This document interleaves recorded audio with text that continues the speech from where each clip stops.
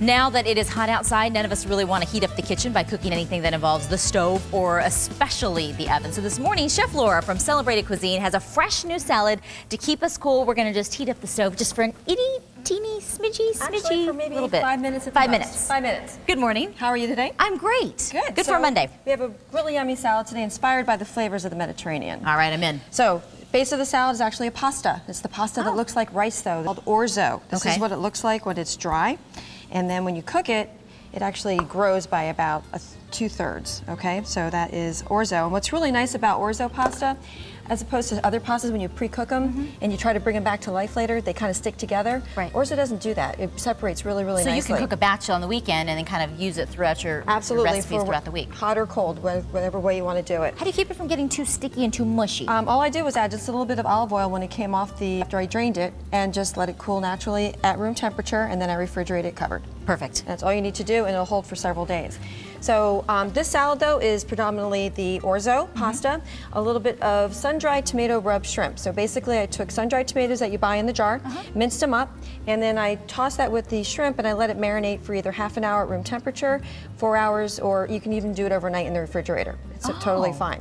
So once it's finished marinating, I just heated up a little saute pan and I just sauteed these off. So that's all of maybe 5 minutes to do, okay? So what I'm gonna do is I'm gonna put you to work for just a second because you know how I love to put you to work. I know, you like to put me to work. I do want to ask this because this is on my list of recipes for sure this week. You didn't need to add any more oil because the sun-dried tomatoes already had their own little oil, right? Exactly, that's exactly right. So, and I'm only using that flavor then too, so I'm not imparting any additional flavors to this. So I'm gonna put this right here, and all I'm gonna ask you to do is take my knife and just start giving it a chop. Let me show you a little quick, easy way to do that, okay? And while I'm doing that, so you just want to do one of these, okay? You don't want to chop it too much because you want to make sure people know there's shrimp in that. Right, they don't want it to be some sort of mystery fish or meat. And while we're doing that, over here, all I did was saute off a little bit of shallot that I chopped up. I'm going to add some of my orzo to that, however much I want to use for my salad, just to infuse the orzo with the flavor of the shallot. Okay, it's the only reason I'm heating this up. And you could actually do this right when you get the orzo off the stove, when you cook it, and then chill this down if you wanted to. So the choice around that is really yours, okay? Why is it that shallots are a better go-to than, say, like onion or a red onion?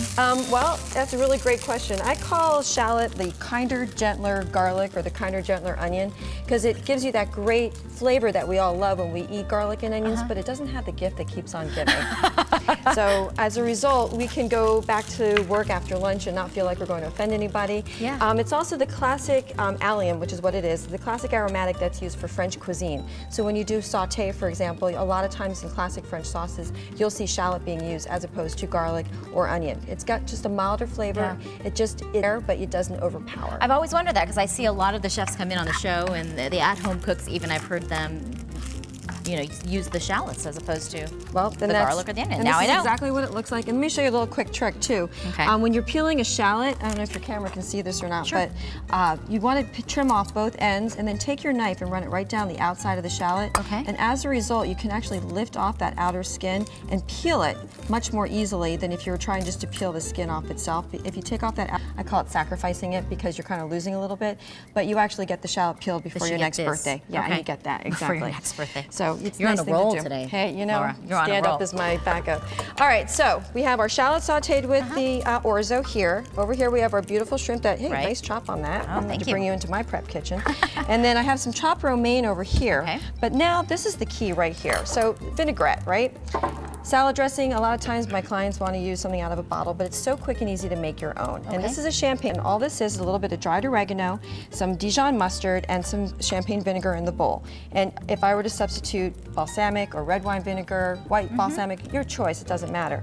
What I'm going to do is I'm going to whisk this together, and while I do that, I'm going to have you slowly drizzle right there the olive oil into here until I have what's known as an emulsification. And that means that the vinegar and the oil have gotten to a point, a little bit more, that they are going to stick together, they're not going to separate. Okay, that's probably good. So you kind of need a helper for this one. That you just put it down on something that's not going to move. We're going to go with a little more olive oil, just a tish more. We're nearing the end of our time together, Miss All we're Laura. going to do is toss this. That's perfect right there. This is an emulsification. This is going to get poured onto here. Oh, and for our viewers at home, it made a thicker consistency. I could tell when she was going to be done because there was kind of a separation and then it thickened and it kind of went together, right? The emulsification. Okay. We're going to put that into, yep, you might want to use that. Perfect. We're going to toss it with this. Oops, we don't want that shallot end in there. Okay. Okay, and then I'm going to add my orzo to that. And that could be already cooled off. You can serve this hot or cold if you want. All this gets tossed together. And look at this delicious salad. We're going to add that feta cheese right there to it. For this? Uh-huh. Perfect. We have some pine nuts that I toasted. I love toasted pine nuts. I have a pasta recipe that I use with toasted pine nuts, and it never tastes the same unless you put them in there. And then I'm going to put you in charge of the pièce de résistance, which is adding a little bit of shaved pecorino, and we'll just pile that right here. Here's a great entree salad that we can serve. Look what we just did. The flavors are just all in that. There you go. Alrighty.